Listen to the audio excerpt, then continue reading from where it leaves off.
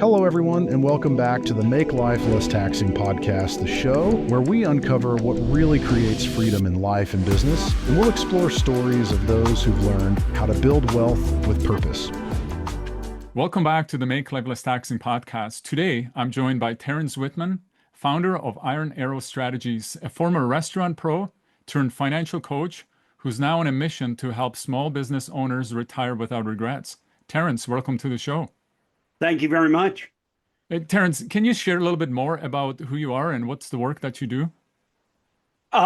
Yeah. So as you said, my major in college was hospitality. I worked in the restaurant industry in Chicago, and unfortunately, I had a 1-year-old and got divorced. And you can't work nights and weekends when you want to be a dad.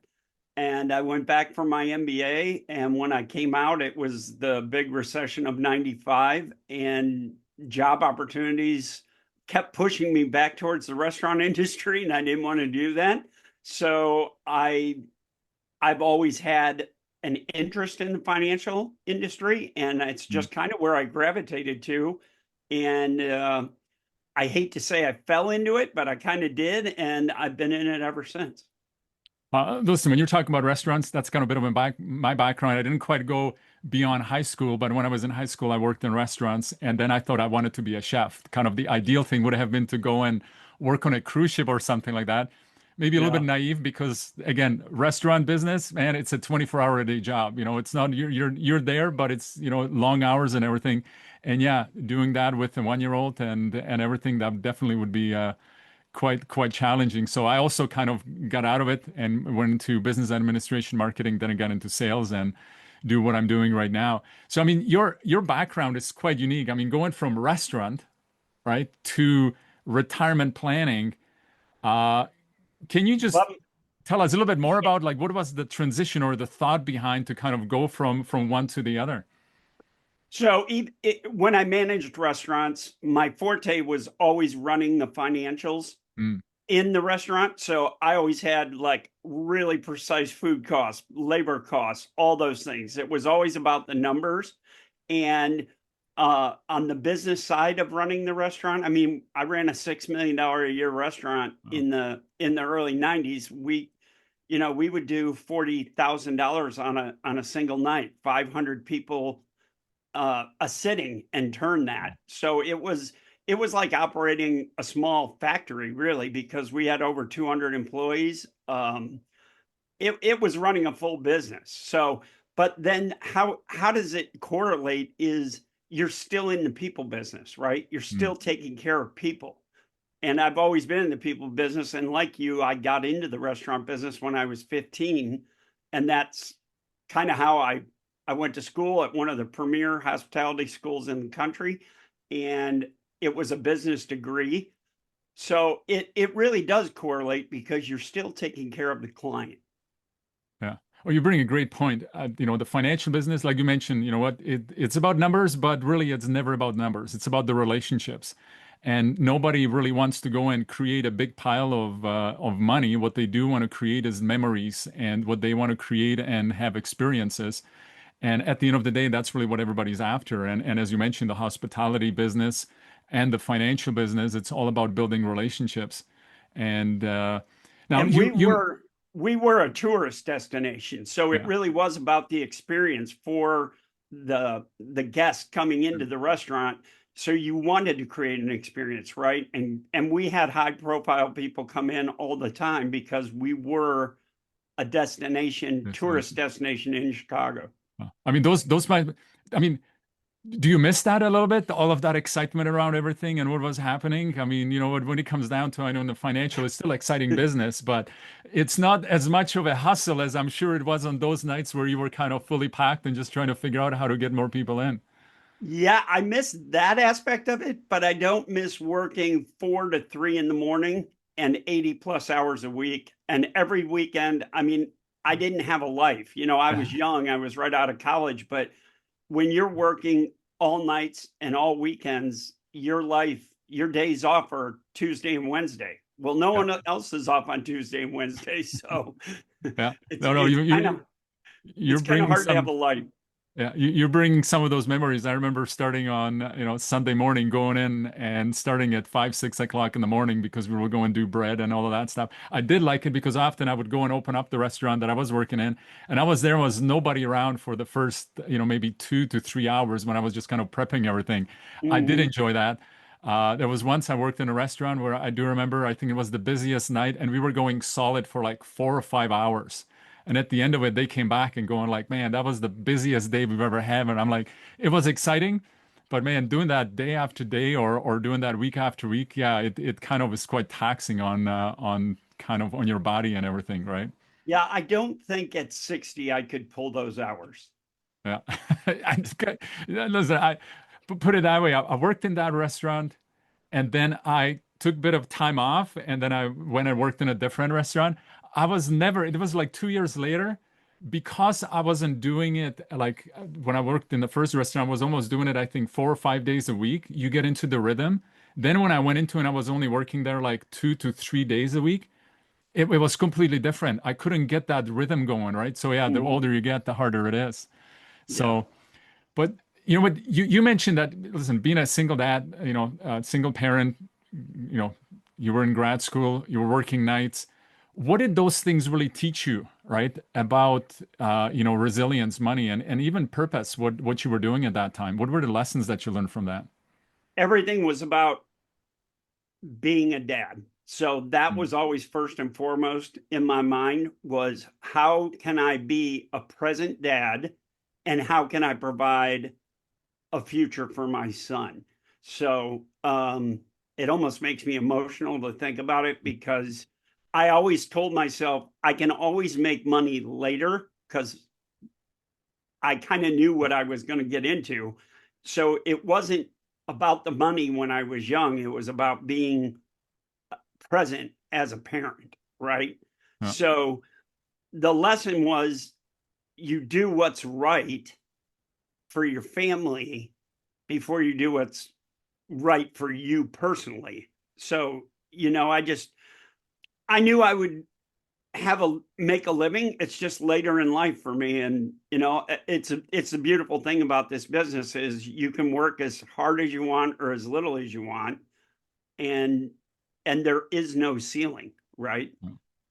Yeah. So Well, listen, those are always the hard things, and I feel like kind of the system that we have, and when it's all, financial system, or even what you just mentioned from that perspective when we're young, right? We're just trying to get through, and we want to take care of the family, live with the right values, but there's all of these other pressures, and that's essentially what this podcast, Make Life Less Taxing, is all about. How do we go and make life less taxing? How do we actually go and keep what is ours and kind of break free from that system that we are all kind of stuck in, right? Because when we're growing up, younger, what you just mentioned, you always knew you can go make more money. And it's like, it does become a little bit difficult. How do you focus on the family? How do you spend with them? Because once the kids grow up, you can't go and buy that time back. It doesn't matter how much money you will make later on, right? So you have to go and right. kind of have your priorities proper and make sure that you're setting things right.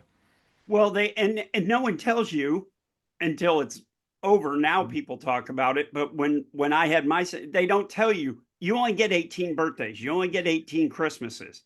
You spend 80 to 90% of the time you're going to spend with your children until they go off to college or Mm. go to work or whatever, and then you really don't see them. I mean, my son lives in Chicago now, and I'm lucky if I see him 3, 4 times a year, right? Yeah. So I mean, I talk to him once a week, but that's not the same as Same. spending quality time.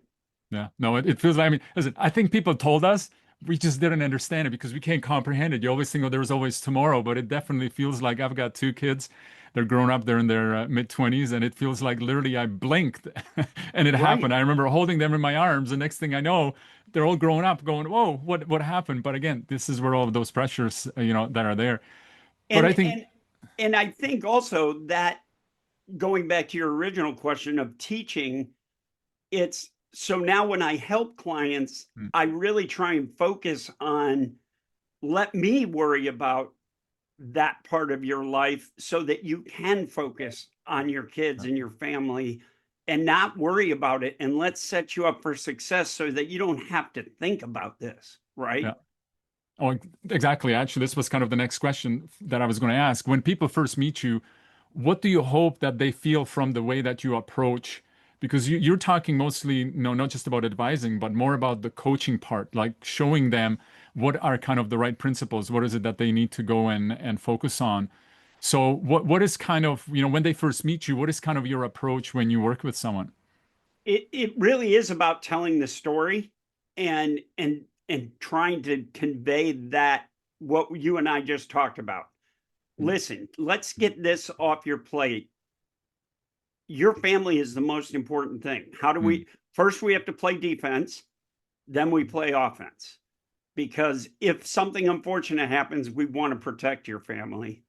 But in the event that everything goes right, which we all know is, life isn't a perfect straight line up. Let's be building, but let's also have the defense in place for the valleys in life. Yeah. I mean, one of my kind of guiding principles that I use, I always say, listen, the destination is never the prize.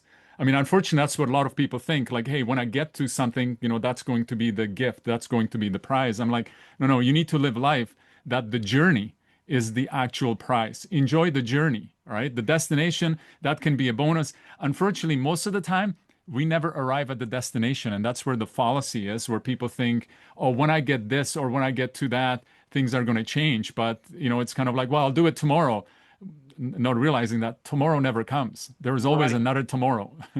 Right. And also conveying the idea that we don't want to live in a life of scarcity. We want to live in a life of prosperity, right? So going to what you just said, let's enjoy life, but let's set you up so that your money is creating even more money at less taxes so that you have the opportunity to enjoy the money that you've saved, as well as know that if something happens, you're protected. Yeah, exactly. I mean, put it that way, one of the things that I keep on talking about it on this podcast often is the problem is not with people, the problem with the system that they're in. When I was in the financial industry, it was kind of like most people think that the financial planning or the financial industry is all about the numbers. It's all about the money. And we already talked about it at the beginning that it's not. And you said that, your role is more like a coach than, an advisor or talking about money. Can you tell us a little bit more about that? What does that really mean to you and how you, again, approach that with people when they meet you? Yeah, so I think it's really asking the right questions about what's important to them, what is their goals, their needs. But, one of the things I talk about with people that no one seems to talk about is, do you want to create any type of legacy? Let's do this with intentionality so that there is legacy, whatever that means to the client. That can mean different things to different people. It could be charitable. It could be, I want my great-grandchildren to be taken care of that I'm never going to meet, or it's any of those things. So yeah, it really is more about coaching than it is, hey, let's set up this portfolio like 99% of financial advisors. That's all they talk about. Rate of return, statement wealth isn't true wealth, right? And we need to get people to realize that statement wealth is not liquid. It's not reality. It's just statement wealth. Yeah. So, what you mentioned one word, legacy. And listen, 100% agree with you. Everybody has a different definition to it. But what does legacy really mean to you? What when you talk about legacy for yourself and the legacy you want to leave behind, can you tell us a bit more about that? Sure. So the idea, in my belief, is that I want to set up my kids or my grandkids to help fund whatever it is that they want to do in perpetuity and build things so that the parents are building for the kids, not, we're not going one generation, we're generation skipping for the second generation. And that then my kids will be prepping for their grandkids. So if we're doing that slinky effect of hip hopping over the next generation to the second, and they do the same thing, you'll be able to create that generational wealth that unfortunately most people don't even think about or talk about or have the ability because, as we know, most inheritance doesn't make it past the second generation. Yeah. No, you bring a great point, and actually, that's a great, what you're talking about right now. Somebody should go and build wealth again, as you mentioned, not just for the children, but it should be for the children's children, and that's really where that legacy is, and that's a very solid biblical principle. Also, how we are to go and take care of the next two generations, because this is what I was mentioning before. We get things kind of backwards a little bit, where unfortunately you know what, we are all struggling just to go and make things go, just kind of what you've mentioned when when you got married and unfortunately then divorced, had a young a baby. That was the time where you could have used some financial help, but you were just trying to go and make life do with everything that was going on with all of the pressures. And I think with your thinking and what you're mentioning in here, talk about the whole idea of how do you actually go and not only take care of the children but the grandchildren and set them up for success. You can go and create generational wealth. This is kind of, I don't know if you ever read the book What Would Rockefellers Do. Have you ever heard about that book? Yes, and I actually have my own version of that book. Awesome. So that is something exactly that Garrett talks about often. And again, most people are just not aware of it. And I know a lot of people, when they get a copy and they read through that book, completely changes the whole perspective of how they're looking at what a family is and what a family and multi-generational wealth is. Yeah, and so that Garrett has really changed my whole practice and my whole thought process in the last 2 years on how I approach what I'm doing for people, because I'm going to admit, for a long time, I was just an AUM asset manager and didn't think about those things.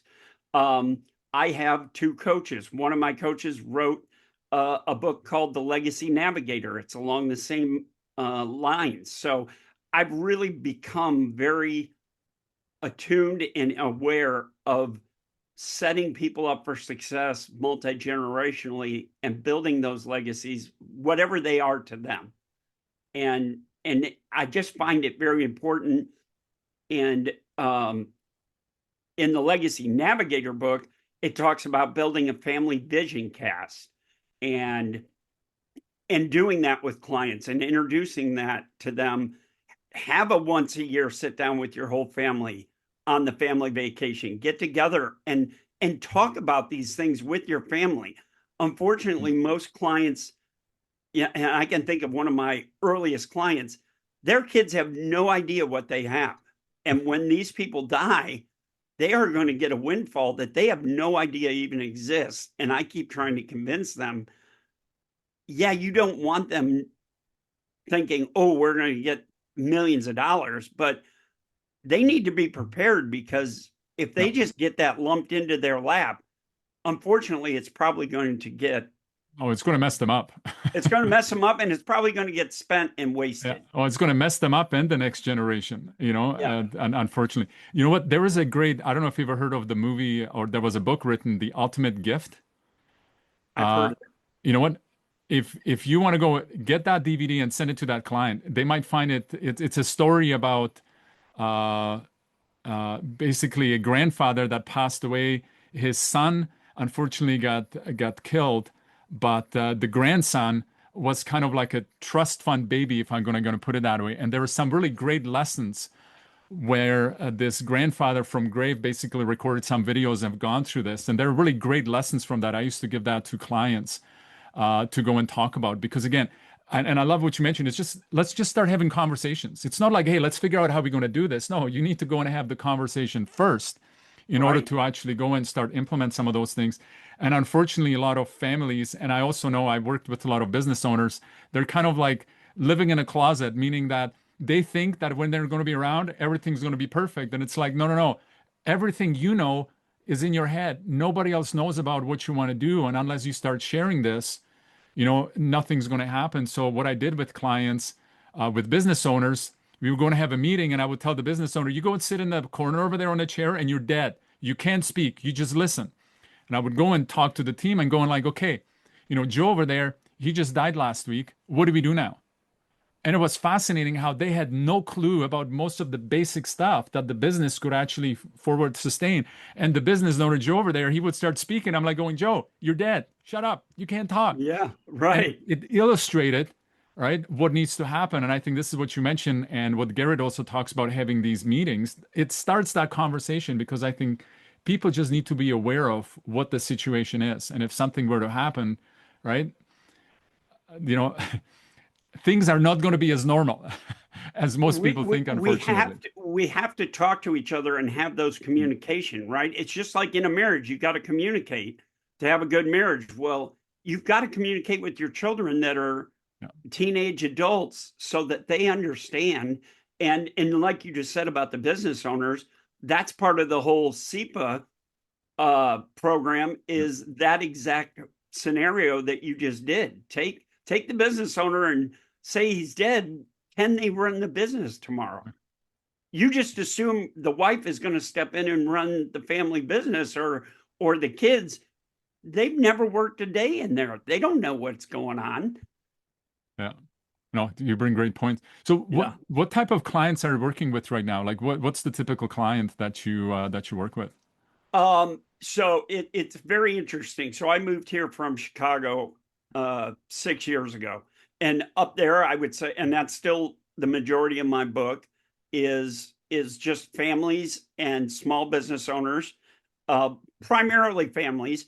And here it's more business owners in Nashville, specifically Franklin, and working with them, building on this more on what I call my new model versus my old model. And I'm going back to the people in Chicago and trying to, I don't have any other way of saying it, re-educate, because I've been re-educated, and trying to build those things in reverse instead of right out of the gate, so I'm doing what I'm doing now with clients here because I've learned it, but now I have to go back and kind of fix my own mistakes. And it's hard to go back and say, hey, I actually don't think I did this right by you, but I've got a bigger idea now, and we really need to go back and fix some of the mistakes I made. Don't feel bad about that, because you just didn't know, right? And I think this is what it comes down to. I mean, listen, when I called myself a recovering CFP, because I thought getting my CFP is going to go and change everything. And most of the clients that I went to and I told them I'm a certified financial planner now, most of them looked at me and said, so what does that mean? The stuff you told us before was no good? Yeah. People don't care about, the designations. They just want to make sure that they're taken care of. So you actually going back and doing that, you're doing them a service. Yeah, it might be uncomfortable, but you know that it will be a lot more uncomfortable if you don't go back and then something happens and they're going to be worse off. Dealing with that conversation is going to be much more difficult than having that bit of a discomfort right now.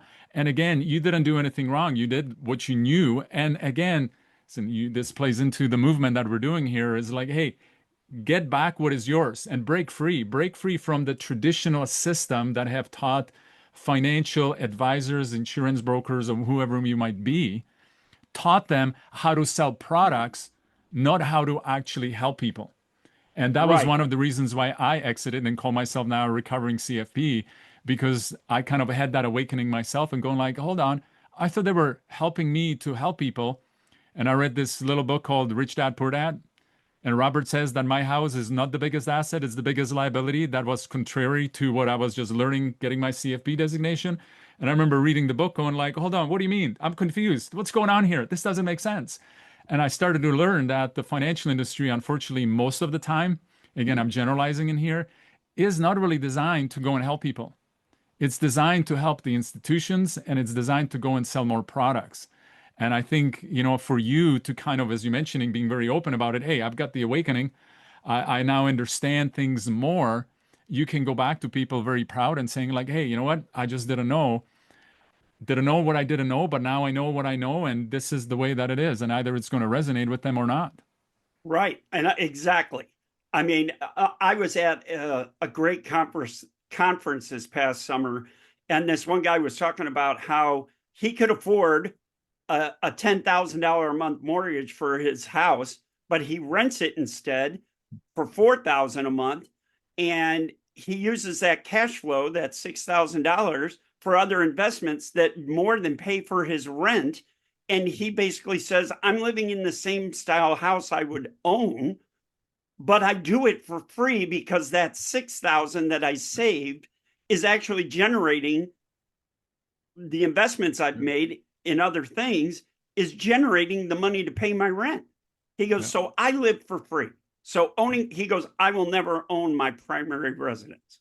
Yeah. No, which is crazy because it's the American dream, right? Well, no, it's not crazy. It's just doing what you want, but doing it differently, right? I mean, Right. for me, I tend to look at this, when I work with advisors and I tell them, even when they work with clients, listen, ultimately, we all want to go and have a freedom. We all started a business to be free, right? But instead, most of the times we build a prison for ourselves when it comes down to most of us are accidental business owners. But we all would love to have a freedom of, hey, work wherever I want, work with whomever I want, work with whenever I want, and work on something that I'm actually passionate about. Right? I mean, that's the ultimate goal for us in our life and even our business. Unfortunately, most of the time we get the opposite. And again, what we're talking about here, kind of the American dream, own a house. You know what? The most wealthy people in the world, they don't own anything, but they control everything. And Right. that's the huge difference in a way of thinking, right? I often teach about the world of scarcity and world of abundance, the red world and the blue world. And this is what you're talking about too. And they've got both two worlds, completely different, usually the opposite rules, how they run. And you cannot go and get into the world of wealthy, like you mentioned with the generation getting inheritance, and using the rules of the scarcity world of the red world. Because that's what happens with people that win the lottery. Within 5 years, those people are more broke than they were before. I mean, they were broke before they win the lottery and then they're broker. Like, how does that work? Well, that's because they think that their money will never run out and they start taking loans and they're doing that they're doing stuff that looking backwards, I'm sure they're going like, what was I thinking? Again, they just did not have the proper rules and they were using the system that was designed to fail, not the system that was really designed to help them. Mm-hmm. Exactly. And the system is set up because they built the system, right? There's a reason all those guys on Wall Street are multi-millionaires. And we're all just trying to get their scraps. If we change the rules for ourselves, we don't have to play by their rules, right? And that's basically what I'm trying to do is change the rules, not only in my own life, but help my clients see that, but my neighbor says, well, what does your neighbor know? I literally had this conversation yesterday with someone who's like, well, my neighbor says this isn't the right thing to do. Really? What's their education? Where are they coming from? What's their proof, or what's the reason why they're saying that? And again, they maybe heard that, or that's their view or an opinion. And again, I think so. Again, you're kind of playing right into this, and I love the fact that your openness and what you're sharing. Like, hey, you know what? I'm doing this for me, and I just want to go and share it with others, and either they're going to believe it or not. As in, people are not looking for experts when it comes down to working with advisors. What they're looking for is somebody that's actually more of a curator, because there are so many different ways how to structure things, right? Depending on the situation that somebody has. I mean, listen, if somebody just wants to go and buy a final expense life insurance policy, that's not complicated. That's pretty straightforward because we know exactly what needs to be protected, how long, and all this, right? So basic term policy is for that. But if somebody now wants to go and build multi-generational wealth, if they actually want to go and build legacy, if they actually want to go and reduce the amount of tax that they pay, becomes a little bit more complex depending on, again, what that person has, right? Because there's kind of a little bit different rules if somebody's a W-2 employee compared to if somebody's a business owner. Correct. Right? And how they go and handle that.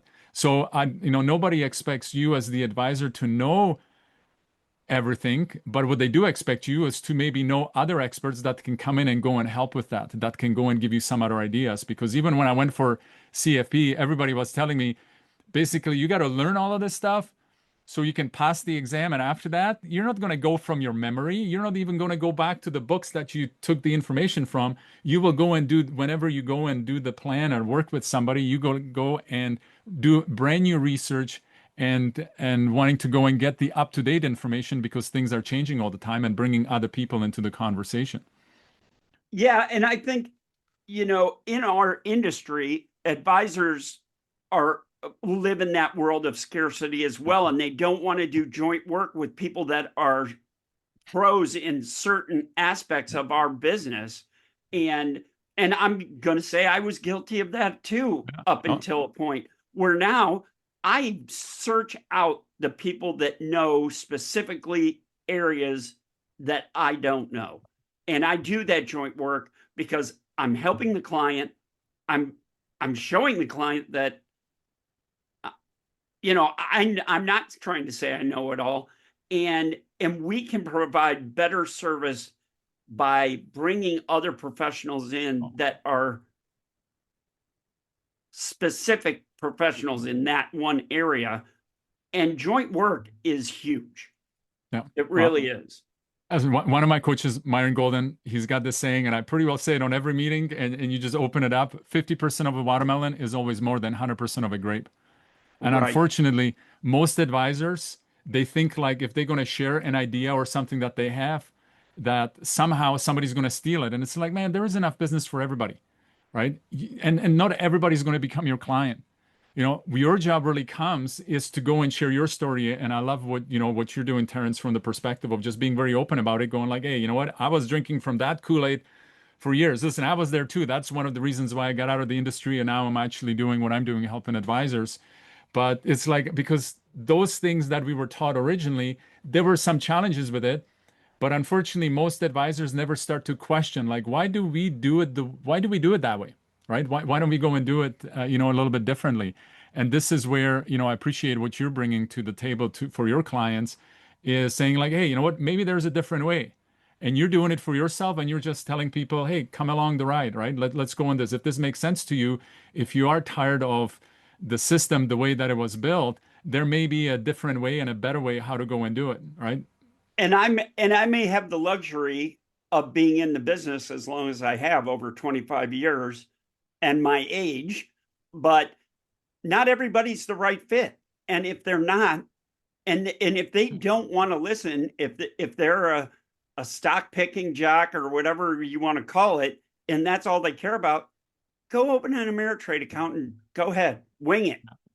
But you're not going to have clarity and intentionality. You're on a hope and a prayer, right? You're not going to have that peace. I think everybody's after peace, but they don't understand that peace is not built by having a big pile of money or cash.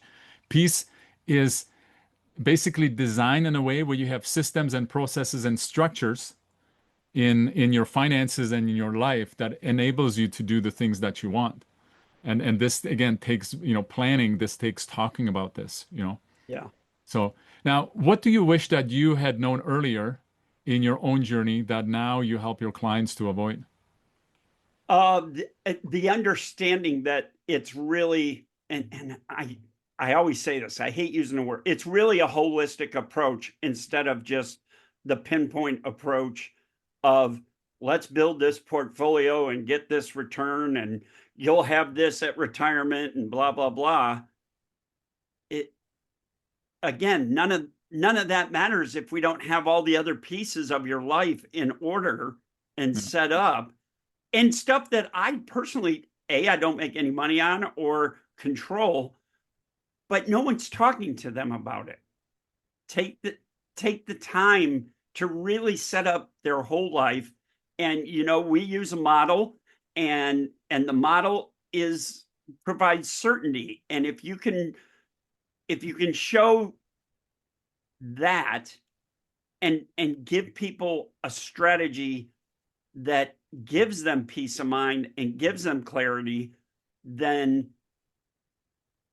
they will have their success that they want, versus the way I used to do it, which is let's just get these different money managers and, here's the historical returns, and let's hope we don't have a 2008 event, 2009 COVID, whatever, when you decide to retire. Yeah. So I love using principles. And what I'm hearing you say that the old system is kind of like it was working more or less like multiplication, right? Kind of like 1 + 1 or 2 + 2 is 4. What you're talking about now and the strategies that you're using is more or less, sorry, it was addition, not multiplication. It was addition, right? 1 + 1 or 2 + 2 is 4. What you're using now is more multiplication, right? 2, right, times 4 or 4 times 4, right? So we're not just adding numbers together, we're actually multiplying because most of the time, and this is what most people don't understand, that the wealthy people understand one thing, that when they get a dollar, they're looking at not how do they just go and spend that dollar. They go and figure out how do I take that dollar and get that dollar to make me more dollars? Or how do I take Right. that dollar and have that dollar have a dual, triple, quadruple purpose in what it's actually doing for me? And there are Yeah, ways and how to do that. we call that the velocity money multiplier, right? So every time that dollar is creating another dollar, it's creating 2, then it's creating 4, then it's creating 8. And so that's where the real wealth is created, is creating cash flow engines to create that multiplier, to create true monetary wealth. It isn't just like you're saying, put 1,000 in and next year you have 1,100 because you got 10%. But did you get 10%? Because then everybody in the system is taking their cut and then the government's taking their cut. Yeah. Right? So are we setting it up really? Yeah, that's great that the historical rate of return is 11.5%. But what do you really net? And we can show that again in the model that, you know, if all those people weren't involved, you might have $30 million, but at the end of the day, you have 4 million. Yeah. And that's just because everybody else is sucking off your dollar. Yeah, no, exactly. And again, and most people are not aware of it because again, they're plugged into the wrong system, right? They're more plugged into the scarcity mindset and scarcity world as opposed to the wealth and abundant world. And unfortunately, most people think when they look at the abundant world that that's a scam. And it's like, no, you need to realize you've been living in a scam. Right. Right. And it's kind of breaking and shattering some of those perception that somebody might, might have. Yeah, I hate to say it, but you brought up the red world, blue world, red pill, blue pill. Yeah. We're all stuck in the matrix following the rules, Yeah. right? No, 100%. They're not gotta written wake up. anywhere, but they've been well indoctrinated into all of us. Well, this is what you're supposed to do, and then you're supposed to do this, and fund your 401k that you have no control over in any way, and the government's your biggest partner. Yeah. Is that really the best way to save for your retirement? Listen, I personally today don't think so. Yeah, no. Oh, I mean, you're talking about retirement. I personally, I don't even believe in retirement. I think that's a failed experiment. There should I be don't a way. either. I don't know why I Yeah, keep saying you know, that. no, we do it again because people need to understand what we're doing, and that's where they're going. But I think where the advantage is, you use a similar language that people understand, and then you just start showing them that maybe there is a different way of doing this. I don't know if you've ever seen the movie Inception. I believe I have. Yeah, it's the one where they basically go into somebody's mind and they implant dreams and inside of a dream and all of this stuff. And there is one line that Yes. I love. Leonardo DiCaprio says, "What's the most powerful thing in the world? It's an idea." Right. And this is what happened to me when I read the book, Rich Dad Poor Dad. The idea was my house is not an asset, it's a liability. That pretty well destroyed my financial career because I started looking at things differently. And I, at some point, realized I don't want to be involved in this system and a process. That's why I'm passionate about what I'm doing now is educating, doing this, podcast. You know what? Make life less taxing and keep what is yours and break free from that system that's keeping you back, break free from that matrix essentially, and move beyond that. And again, our job is not to convince somebody to go and do it. Our job is just to give them the idea, and either that small little idea is going to root in their mind and, like I said, become the most powerful force. Because when you get an idea and you want it, there is nothing that's going to stop you, but it's got to be you, right, that gets that idea. And I think this is what you're mentioning, what you do with your clients. You just share with them what you do. You share your story, you show them what you're doing. Either it's going to resonate. You're not really selling anything to them. You're just showing them a better way of managing their finances, a better way of doing what they're doing that is actually going to create the freedom and the legacy that they want. And I really at this point feel like I agree with you. The pie is so big. There's enough clients for all of us. Yeah. But I really don't feel like I'm in competition with very many advisors, because no one that I know is doing what I'm doing. Yeah. Right? They're in the system. They're playing by that rule book that I've thrown out. Yeah. It's a state of mind. What you just mentioned is a state of mind, right?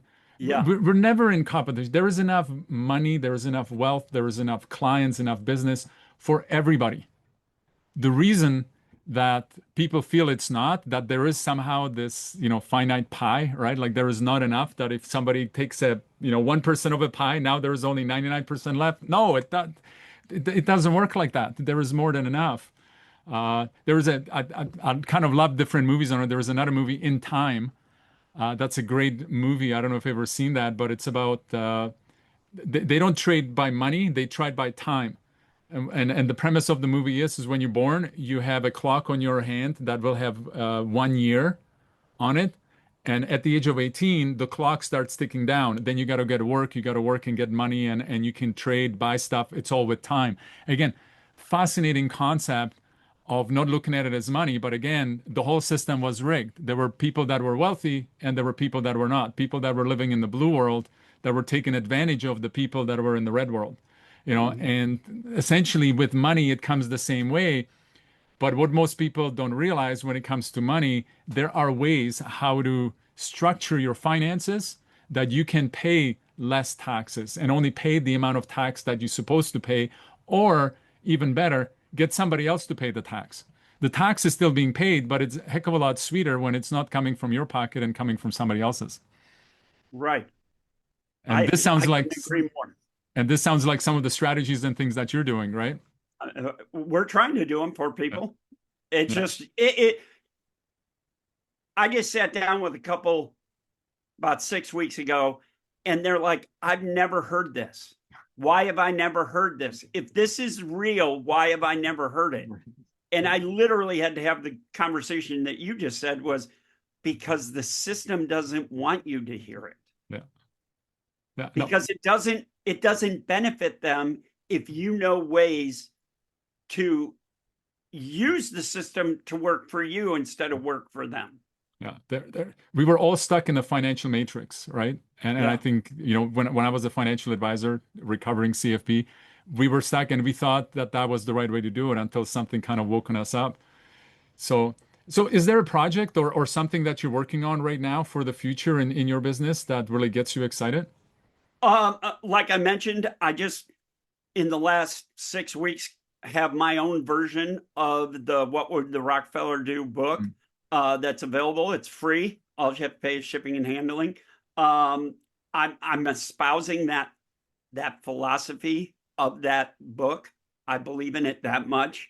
And I'm just trying to get out to people to share this new story versus the old story. That's my goal. It isn't really about gaining AUM or quote unquote gaining clients. It's really about just helping people understand there's a different way.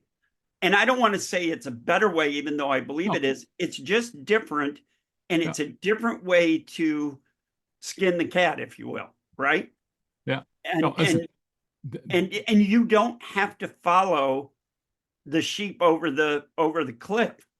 We can take a different path and you'll get there safely with a lot less stress. Yeah. No, exactly. I love what you just mentioned. Like, listen, our job, and again, I feel similar to you where I was when I was an advisor, and why I'm doing right now what I'm doing is what you just mentioned. Our job is just to go and educate people, show them a different way of how to manage their finances. It doesn't necessarily resonate with everybody. There are people that are skeptical. There are a lot of people that don't listen to it right now, and 5 years from now, they're going to be coming to you and going like, "Oh man, why didn't I listen to you before?" But again, there is no pressure. There is no like, "Oh, well, you have to go and do this." There are many different ways of how to achieve something, right? So there isn't just the one right way, but what there are certain principles, and I think this is what you're teaching. Like, hey, let's forget about all of the products. let's start working more on the principles. What is it you want to accomplish? Why did you go set this up? Why do you own this? What was the reason behind it? And finding those things that are in behind, so then you can go and actually build something for them that will actually get them the results that they're after. And the correlation on that, because anybody can sell you a product, right? No. I mean, they sell the same products at Target, Walmart, every other store. No. It's still the same product. Why do you go to different stores, right? There's a different feeling you get, whatever. Different experience. Yeah. Different experience. In our business, product is the last thing, in my opinion. It's not the first thing. And unfortunately, most of us lead with the product instead of the solution. Yeah. Right. Yeah. The product is the vehicle. What I'm hearing you saying is the product is the vehicle. It's going to get you there. But before we start figuring that stuff out, like you mentioned, we need to go and figure out what's the strategy, what's the solution, what is it, how does it work, how is it structured? You know, because when it comes down to financial products and what you're talking about a little bit more advanced, because it's not about the chassis, it's not about the car itself, it's how is it built, how is it structured in a way to get you the results that you're looking for. Right. Because you could say, I want to buy a new car.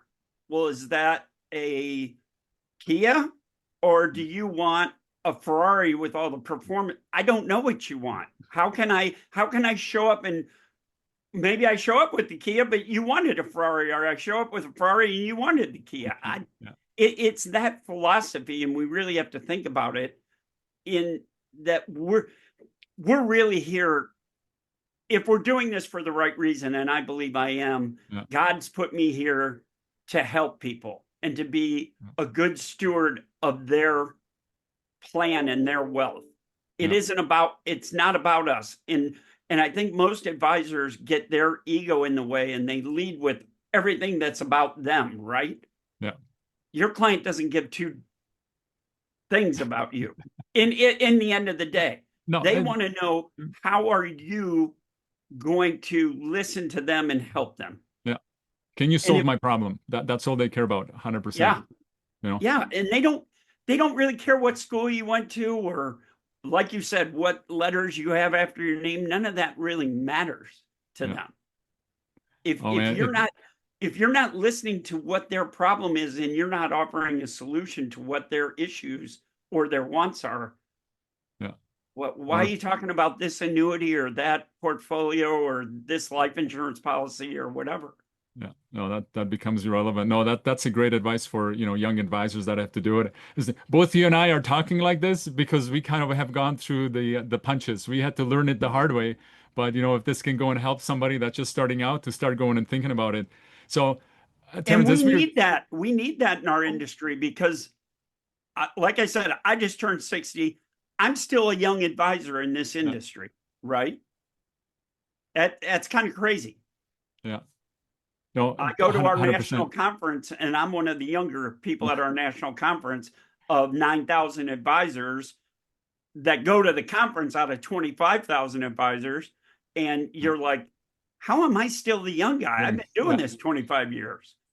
Yeah, no.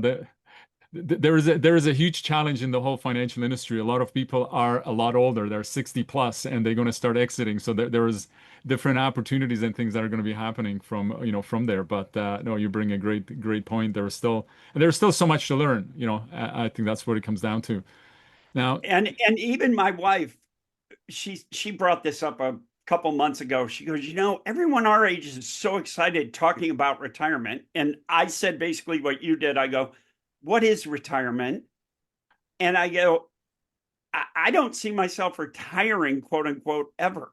Why would I not continue to do what just takes my mental capabilities to help people? Right. Yeah. So she's like, you're more excited about working at 60 while everyone else is talking about how do I quit my job? Yeah. And that's because I'm not in the matrix like they are. Exactly. And you're passionate about what you're doing. You found, like, you remember I told you the 4 things, like work where you want, with whom you want, whenever you want, and working on something that you're passionate about. The unfortunate thing, most people, they go to a job every day that they hate, or they've built a business that they now despise because it's built in the wrong way.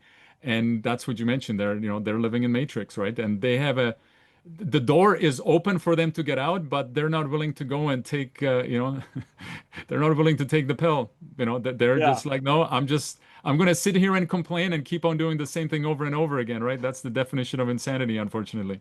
And there's even a lot of financial advisors like that want to just get out and sell their book or do whatever. And it's if you don't have the passion to help really be a steward to your clients, then I invite you to get out because you're doing a disservice, right? Yeah, no, exactly. Listen, as we're closing, I called it the rapid fire round, quick answers, Okay. kind of the first thing that comes to your mind. What's the favorite book that shaped your thinking? I'm going to say it is What Would the Rockefellers Do, even though it's the newest one. Yeah. Morning routine or habit that you swear by? After coffee, because that's first, is some solitude time of being grateful in prayer. Awesome. Yeah, no, that's great. One bucket list item that you haven't done yet? Boy, I'm not one of those people. I really don't need trips or see places. My life is all about watching my kids have kids. So my bucket list is the ability to go see future grandchildren, I guess. That's an awesome one. What's a surprising hobby or passion that really recharges you and gives you energy? The most frustrating one in the world, golf. That keeps you challenged. That definitely. Yeah, I'm often Yeah, there because just, I don't think I'm ever going to get good at it, but I love it. well, it's not getting good at it. It's just try not to kill the ball every time. So, Right. And now I called it the hot one. This is the last question. Fast forward to the end of your life and imagine that everything that you have ever told everybody or taught them or coached them, they forgot everything. But they do remember one last message from you. What would you want that one thing to be? That one message? Family first. That's a great one. I agree with you on that. Wow, listen, what a powerful and perspective shifting conversation, Terrence. Thank you for sharing Thank your you. journey and for sharing your view and what you do. Where can people find out more about the work that you do? They can go to my website if they want. I have a calendar link on there. They can call me. It doesn't have to be about business. Other advisors can call me. I live a giver's gain life. So my website's just ironarrowstrategies.com, and it's got my LinkedIn, everything. You can get a hold of me pretty easy. Okay. Yeah, and we'll have show notes and all that, so we'll have it there. So that's perfect. So if you're listening, be sure to check out Terrence's website and take him out on the offer. Call him up, have a conversation with him, and again, it's going to be probably very similar to what we've just had here. There was nothing to sell at the end of the day. It's just going and having a conversation and really helping you to design meaningful. And we keep on throwing this word retirement, but it's really the second half or whatever you want to call it. Retirement, as we talked about on the show, is kind of a bit of a made up, and it's an experiment. But retirement has a different definition to what it is and how you want to go and build it. So, Terrence, thank you again for your time and your message. You're welcome. And remember, making life less taxing isn't just about money. It's about freedom, clarity, and purpose. Keep building wealth, keep protecting your legacy, and keep living the untaxable lifestyle. We'll see you next time on the Make Life Less Taxing podcast. Again, thank you, Daniel. Terrence. Thanks for joining us on this episode of Make Life Less Taxing podcast. Be sure to check out our other top advisor interviews at makelifelesstaxingpodcast.com.